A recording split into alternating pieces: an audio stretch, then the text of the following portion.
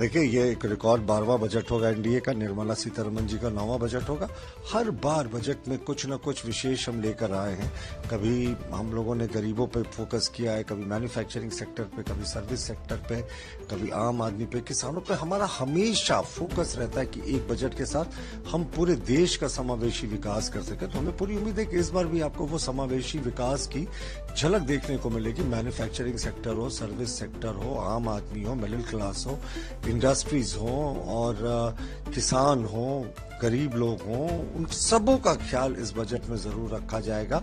Defence production में भी जो भारत के इंटरनल डिफेंस प्रोडक्शन है उसके लिए भी कुछ हम विशेष कुछ पैकेजेस की अपेक्षा कर रहे हैं। और रेलवे लाइन का नेटवर्क तो जो मोदी सरकार में 12 वर्षों में बढ़ा है वो तो रिकॉर्ड रहा है। तो हम पूरे तरीके से उम्मीद करते हैं कि अब हम जापान को पछाड़कर विश्व की तीसरी सबसे बड़ी इकॉनमी बनने के कगार पर है।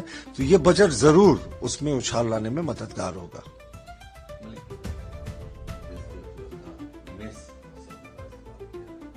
देखिए, अब ये युवराज की भाषा बोल रहे हैं। युवराज ने कहा था, राहुल बाबा ने, कि डेड इकॉनमी है देश की इकॉनमी को। और आईएमएफ की प्रवक्ता ने कितने स्पष्ट तरीके से कहा कि विश्व में जब मंदी छाई हुई है, बड़ी इकॉनमी श्रिंक कर रही है, उसमें भारत एक रे ऑफ होप बनकर आया है। उन्होंने बताया कि भारत का जो प्रेडिक्शन है इस बार 7.4% का, ये एक सच में अनुकरणीय उदाहरण है दूसरे देशों के लिए। और जो इस बार भारत का जो आर्थिक सर्वे है उसमें अगले वर्ष के लिए भी 6.8% टू 7.2% की ग्रोथ का जीडीपी का अनुमान लगाया गया है। तो जब आईएमएफ की प्रवक्ता कह रही है कि भारत एक शाइनी एग्जाम्पल है, एक आशा की किरण बनकर आया है, तो उसके बाद कांग्रेस के द्वारा ये नकारात्मक छवि देश की बनाने की कोशिश जो है ये निंदनीय है।